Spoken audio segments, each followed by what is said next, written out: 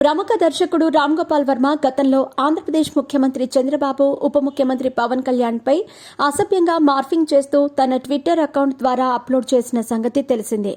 జాతీయ స్థాయిలో గుర్తింపు పొందిన ఒక దర్శకుడు ఇలా దిగజారి అప్పట్లో ప్రవర్తించటంపై రామ్ గోపాల్ వర్మ మీద తీవ్ర స్థాయిలో నెటిజన్స్ విరుచుకుపడ్డారు. మరో 2 దశాబ్దాల వరకు జగన్ ముఖ్యమంత్రిగా ఉంటాడు అని బలమైన నమ్మకంతో ఇలాంటోళ్లు విర్రవీగిపోయి నేడు రాజకీయాలకు దూరంగా పారిపోవటం మనమంతా చూస్తూనే ఉన్నాం. ఎన్నికల్లో కూటమి ప్రభుత్వం సంచలన విజయం సాధించిన వెంటనే రామ్ గోపాల్ వర్మ ఇక మీదట రాజకీయాల గురించి మాట్లాడను అంటూ చెప్పుకొచ్చిన సంగతి తెలిసిందే.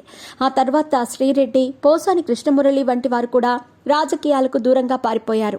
అయినప్పటికీ కూడా ఇరు పార్టీల కార్యకర్తలు ఒత్తిడి కారణంగా కూటమి ప్రభుత్వం వీళ్లపై కఠినమైన చర్యలు తీసుకోవటానికి సిద్ధమైంది.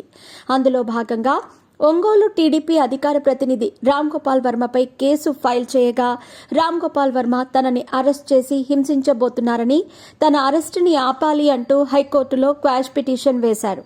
దీనిని హైకోర్టు కొట్టివేసింది.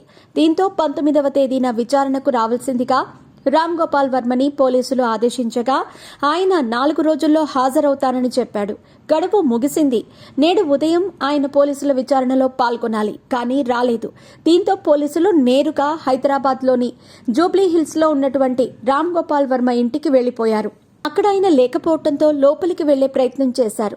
సెర్చ్ వారెంట్ లేకపోవడంతో లోపలికి వచ్చేందుకు రామ్ గోపాల్ వర్మ సిబ్బంది అనుమతించలేదు.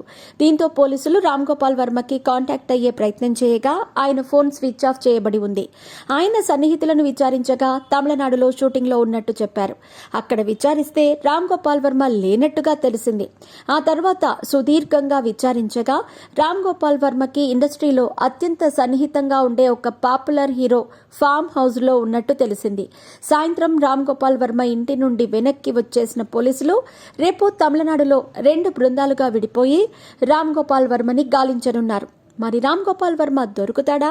దొరికితే ఆయన నివాసంలో ఏమని సమాధానం చెప్తాడు అనేది ఇప్పుడు ఆసక్తికరంగా మారింది.